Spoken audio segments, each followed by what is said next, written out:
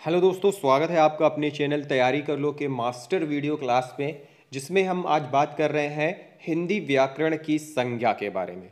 तो दोस्तों, ये व्याकरण की मास्टर क्लास है। अगर आपने इससे पहले की वीडियोस नहीं देखी हैं और अगर आप इस चैनल पर नए हैं तो सबसे पहले मैं कहूँगा आप चैनल को सब्सक्राइब कर लें, बेल आइकन प्रेस कर लें और चैनल के प्लेलिस्ट में जाकर आप हिंदी व्याकरण की मास्टर वीडियोज़ देख सकते हैं। इसमें बहुत सी मास्टर क्लासेस हैं, जैसे कि हिंदी व्याकरण का जितना भी पोर्शन एग्जाम के लिए महत्वपूर्ण है उन सभी पर वीडियोस बनी हुई हैं। इसके अलावा आप हिंदी साहित्य पर आधारित मास्टर वीडियोस भी देख सकते हैं। तो चैनल के प्लेलिस्ट में जाएं और वीडियोस देखें। तो शुरुआत करते हैं संज्ञा। संज्ञा क्या है, इसमें हम देखेंगे परिभाषा, भेद और उदाहरण।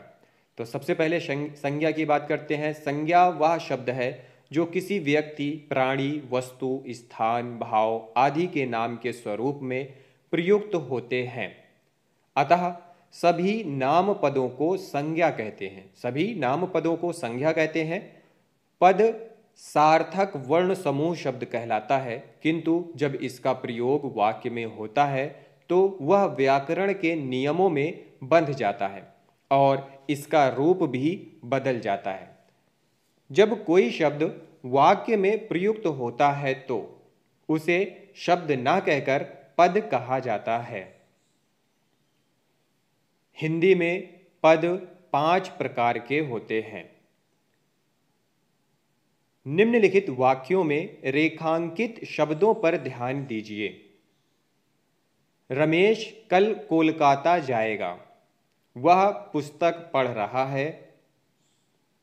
शेर दहाड़ता है। ईमानदारी अच्छी बात है। इसकी ऊंचाई देखो। उपर्युक्त वाक्यों में रमेश एक अच्छा व्यक्ति का नाम है।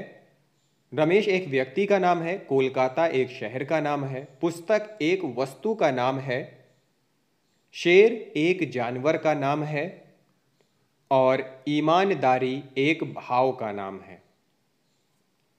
ऊंचाई से ऊंचा होना भाव प्रकट होता है।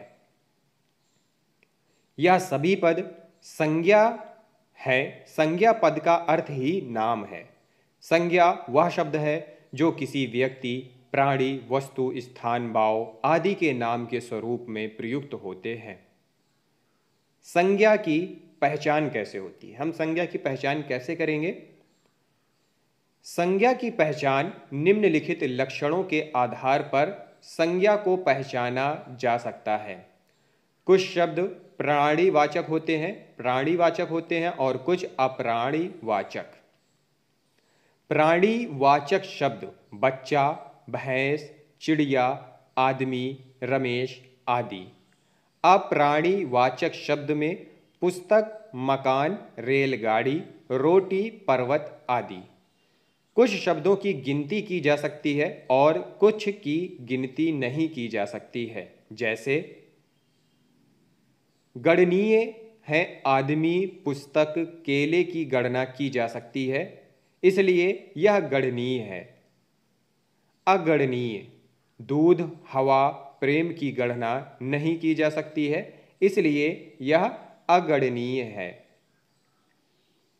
संज्ञा किसी व्यक्ति, स्थान, वस्तु आदि तथा नाम के गुण, धर्म, स्वभाव का बोध कराने वाले शब्द को संज्ञा कहते हैं। जैसे श्याम, आम, मिठास, हाथी आदि। संज्ञा सार्थक शब्दों के 8 भेदों में एक भेद है। व्याकरण में संज्ञा एक विकारी शब्द है। संज्ञा अंग भेद उदाहरण। श्याम खाना खा रहा है। श्याम व्यक्ति का नाम है। अमरूद में मिठास है। अमरूद फल का नाम है। घोड़ा दौड़ रहा है। घोड़ा एक पशु का नाम है। संज्ञा किसे कहते हैं? संज्ञा किसी व्यक्ति मतलब प्राणी, वस्तु, स्थान अथवा भाव आदि के नाम को संज्ञा कहते हैं। जैसे श्याम, दिल्ली, आम, मिठास, गाय आदि। संज्ञा के कितने भेद हैं? तो यहाँ संज्ञा के 3 भेद हैं, व्यक्तिवाचक संज्ञा, जातिवाचक संज्ञा और भाववाचक संज्ञा। पहला व्यक्तिवाचक संज्ञा। प्रॉपर नाउन वह शब्द जो किसी एक व्यक्ति, वस्तु, स्थान आदि का बोध करवाता है उसे व्यक्तिवाचक संज्ञा कहते हैं। जैसे राम व्यक्ति का नाम है, श्याम व्यक्ति का नाम है। टेबल बैठक का एक साधन है किंतु एक नाम को सूचित कर रहा है, इसलिए यह व्यक्तिवाचक है। कुर्सी बैठक का एक साधन है किंतु एक नाम को सूचित कर रहा है, इसलिए यह भी व्यक्तिवाचक है। कार यातायात का एक साधन है किंतु संपूर्ण यातायात नहीं है। कार एक माध्यम है, इसके कारण यह एक व्यक्ति को इंगित कर रहा है। दिल्ली एक राज्य है किंतु पूरा देश नहीं है, इसलिए यह व्यक्तिवाचक है। मुंबई एक राज्य है किंतु पूरा देश नहीं है, इसलिए यह व्यक्तिवाचक है। दूसरा बात करते हैं जातिवाचक संज्ञा, कॉमन नाउन। जो शब्द संज्ञा किसी जाति का बोध करवाता है वह जातिवाचक संज्ञा कहलाता है। जैसे लड़का, लड़की, नदी, पर्वत आदि। जातिवाचक संज्ञा के 2 भेद हैं। पहला द्रव्यवाचक संज्ञा, दूसरा समूहवाचक संज्ञा। द्रव्यवाचक संज्ञा में आता है मटेरियल नाउन, जिसे कहते हैं द्रव्यवाचक संज्ञा। जिस संज्ञा शब्दों से किसी धातु, द्रव्य, सामग्री, पदार्थ आदि का बोध हो उसे द्रव्यवाचक संज्ञा कहते हैं। जैसे गेहूं भोजन की सामग्री है, चावल भोजन की सामग्री है, घी भोजन की सामग्री है, तांबा एक धातु है, सोना आभूषण के लिए एक द्रव्य या पदार्थ है, चांदी आभूषण के लिए एक पदार्थ है, ऊन वस्त्र बनाने की एक सामग्री है। दूसरा इसका जो पार्ट है समूहवाचक संज्ञा, कलेक्टिव नाउन, या इसे कहते हैं समुच्चयवाचक संज्ञा। जिन संज्ञा शब्दों से किसी एक व्यक्ति का बोध ना होकर पूरे समूह या समाज का बोध हो वह समूहवाचक या समुदायवाचक संज्ञा होता है। जैसे सेना में कई सैनिक होते हैं, यहाँ समूह की बात हो रही है। पुलिस हर स्थान, राज्य, देश में होते हैं, उसी बड़े रूप को इंगित किया जा रहा है। पुस्तकालय में अनेक पुस्तक होते हैं, यहाँ किसी एक पुस्तक की बात नहीं हो रही है। दल अनेक व्यक्तियों से मिलकर एक दल या समूह का निर्माण होता है। समिति अनेक व्यक्तियों से मिलकर एक समिति या समूह का निर्माण होता है। आयोग का गठन किसी खास उद्देश्य के लिए किया जाता है, इसमें अनेक सदस्य होते हैं। परिवार एक परिवार में अनेक सदस्य हो सकते हैं, यहाँ तक कि 2-3 पीढ़ी भी हो सकती हैं। फिर है भाववाचक संज्ञा, एब्स्ट्रैक्टिव नाउन। जिन संज्ञा शब्दों से पदार्थों की अवस्था, गुण, दोष, धर्म, दशा आदि का बोध हो वह भाववाचक संज्ञा कहलाता है। जैसे बुढ़ापा जीवन की एक अवस्था है। मिठास मिठाई का गुण है। क्रोध एक भाव या दशा है। हर्ष एक भाव या दशा है। यौवन स्त्री की एक दशा है। बालपन बालक का गुण है अथवा एक दशा और अवस्था है। मोटापा, मोटापा एक अवस्था है जो मोटापे को इंगित करता है। संज्ञा की पहचान क्या है? प्रश्न है, संज्ञा की पहचान क्या है? कुछ संज्ञा शब्द प्राणीवाचक होते हैं तो कुछ शब्द अप्राणीवाचक, कुछ शब्द गणनीय होते हैं तो कुछ शब्द अगणनीय। पहला, प्राणीवाचक संज्ञा, वह शब्द जिससे किसी सजीव वस्तु का बोध हो, जिसमें प्राण हो, उसे प्राणीवाचक संज्ञा कहते हैं। जैसे लड़का, गाय, रमेश, चिड़िया आदि उपरोक्त सभी में प्राण है, इस कारण यह प्राणीवाचक संज्ञा कहलाता है। दूसरा, अप्राणीवाचक संज्ञा, जिस वस्तु में प्राण न हो वह अप्राणीवाचक संज्ञा कहलाता है। जैसे मेज, रेलगाड़ी, मकान, पुस्तक, पर्वत। उपरोक्त शब्दों में प्राण या सजीव नहीं है, ये जितने शब्द हैं प्राण या सजीव नहीं है, इसलिए यह अप्राणीवाचक संज्ञा है। तीसरा, गणनीय संज्ञा, जिस व्यक्ति, वस्तु, पदार्थ आदि की गणना की जा सकती है, उसकी संख्या ज्ञात की जा सकती है, वह शब्द गणनीय संज्ञा कहलाएंगी। जैसे लड़का, पुस्तक, भवन, गाय, केले। अगणनीय संज्ञा, जिस व्यक्ति, वस्तु, पदार्थ आदि की गणना नहीं की जा सकती है, उसकी संख्या ज्ञात नहीं की जा सकती है, उसकी संख्या ज्ञात नहीं की जा सकती है, वह शब्द अगणनीय संज्ञा कहलाएगी। जैसे दूध, पानी, मित्रता। भाववाचक शब्दों का निर्माण संज्ञा, सर्वनाम, विशेषण और अवयव के द्वारा होता है।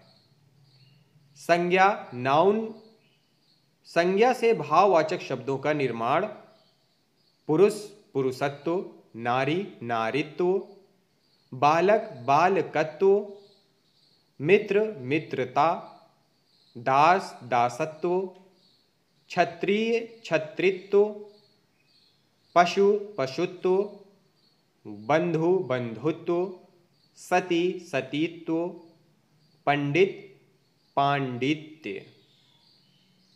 सर्वनाम, प्रोनाउन, सर्वनाम से भाववाचक शब्दों का निर्माण अपना, अपनत्व, निज, निजत्व, सर्व, सर्वस्व, पराया, परायापन, अहम, अहंकार, स्व, स्वत्व, मम, ममत्व। विशेषण, एडजेक्टिव, विशेषण से भाववाचक शब्दों का निर्माण सुंदर, सुंदरता, वीर, वीरता, मीठा, मिठास, निर्बल, निर्बलता, मधुर, मधुरता, प्रवीण, प्रवीणता, सफल, सफलता, चतुर, चतुर्य, दुर्बल, दुर्बलता, सुंदर, सुंदरता। अवयव से भाववाचक शब्दों का निर्माण खेलना, खेल, निकट, निकटता, थकान, थकावट, हंसी, हंसना, लेख, लिखना, उतरना, उतराई, मेल, मिलान, कमाना, कमाई। संज्ञा का पद परिचय दीजिए। संज्ञा का पद परिचय देते समय वाक्य में आए प्रत्येक शब्द को अलग अलग करके उसका परिचय बताना चाहिए। जैसे राम ने रावण को वाण से मारा। राम संज्ञा है, व्यक्तिवाचक, पुल्लिंग, एकवचन, कर्ता कारक। रावण संज्ञा है, व्यक्तिवाचक, पुल्लिंग, एकवचन, कर्मकारक। वाण संज्ञा है, व्यक्तिवाचक, पुल्लिंग, एकवचन, करण कारक, साधन रूप में। लिंग जेंडर। जो शब्द स्त्री व पुरुष में भेद उत्पन्न करता है उसे लिंग कहते हैं, या वह शब्द जिससे किसी व्यक्ति वस्तु आदि में स्त्री पुरुष होने का ज्ञान कराता हो उसे लिंग कहते हैं। लिंग दो प्रकार के होते हैं, पुल्लिंग और स्त्रीलिंग। पुल्लिंग स्त्रीलिंग, लड़का लड़की, कवि कवियत्री, नाई नाउन, अभिनेता अभिनेत्री, साधु साध्वी, लेखक लेखिका, विद्वान विदुषी, चूहा चूहिया, शेर शेरनी, बंदर बंदरिया, सुनार सुनारीन, हाथी हथनी, नौकर नौकरानी, देवर देवरानी, शिष्य शिष्या। वचन नंबर। जिस शब्द से एक या अनेक होने का बोध होता है उसे वचन कहते हैं। हिंदी में मुख्य रूप से एक वचन और बहुवचन को मान्यता प्राप्त है। जहां किसी एक व्यक्ति को इंगित किया जा रहा हो वहां एक वचन, अथवा जहां पूरे समाज को इंगित किया गया हो वहां बहुवचन होता है। वचन के कुछ महत्वपूर्ण उदाहरण हैं। एक वचन, बहुवचन, पुस्तक पुस्तकें, माला मालाएं, गाय गायें, मकान मकानों, बहन बहनें, माता माताओं, फल फलों, सब्जी सब्जियां, बच्चा बच्चे, खिड़की खिड़कियां, नदी नदियां, गुड़िया गुड़िया, सेना सेनाएं, कथा कथाओं, बहू बहुएं। वचन का वाक्य में प्रयोग कैसे करते हैं। उसकी बेटी स्कूल जाती है, उसकी बेटियां स्कूल जाती हैं। मिठाई पर मक्खी बैठी है, मिठाइयों पर मक्खियां बैठी हैं। छात्र पाठशाला में पढ़ते हैं, छात्रों का अध्ययन पाठशालाओं में होता है। कारक केस, वाक्य में प्रयुक्त वह शब्द जिससे पूरी घटना या उद्देश्य की पूर्ति हो उसे कारक कहते हैं। जैसे राम ने रावण को बाण से मारा, बाण कारक है। मैं कलम से लिख रहा हूं, यहां पे कलम कारक है। पेड़ से फल गिरते हैं, फल यहां पे कारक है। सीता भूख लगने पर रोती है, भूख कारक है। वह गांव चला गया, गांव कारक है। अर्जुन ने जयद्रथ को मार डाला, जयद्रथ को कारक है। कारक की परिभाषा, संज्ञा या सर्वनाम के जिस रूप से सीधा संबंध क्रिया के साथ ज्ञात हो वह कारक कहलाता है। कारक चिन्ह प्रयोग या विभक्ति। कर्ता नॉमिनेटिव केस। ने, राम ने रावण को मारा, लड़की स्कूल जाती है। कर्म ऑब्जेक्टिव। को, लड़की ने सांप को मारा, मोहन ने पत्र लिखा। करण इंस्ट्रूमेंट। से के साथ, अर्जुन ने जयद्रथ को बाण से मारा, बालक गेंद से खेल रहे हैं। संप्रदान डेटिव केस। के लिए, गुरुजी को फल दो। अपादान एब्लेक्टिव केस। एब्लेटिव केस इसमें से, बच्चा छत से गिर पड़ा, संगीता घोड़े से गिर पड़ी। संबंध रिलेटिव केस। का के की, वह मोहन का बेटा है, यह कमला की गाय है। अधिकरण लोकेटिव केस। में या पर, भंवरा फूलों पर मंडरा रहा है। संबोधन वोकेटिव केस। हे हरे, अरे भैया यहाँ जा रहे हो, कहाँ जा रहे हो। हे राम संबोधन है। कारक के महत्वपूर्ण पहचान। पहला, कर्ता, क्रिया को संपन्न करने वाला। दूसरा, कर्म, क्रिया से प्रभावित होने वाला। तीसरा, करण, क्रिया का साधन या उपकरण। चौथा, संप्रदान, जिसके लिए कोई क्रिया संपन्न की जाए। पांचवा, अपादान, जहां अलगाव हो वहां ध्रुव या स्थिर में अपादान होता है। छठवां, संबंध, जहां दो पदों का पारस्परिक संबंध बताया जाए। सातवां, अधिकरण, जो क्रिया के आधार पर जैसे स्थान, समय, अवसर का बोध करवाए।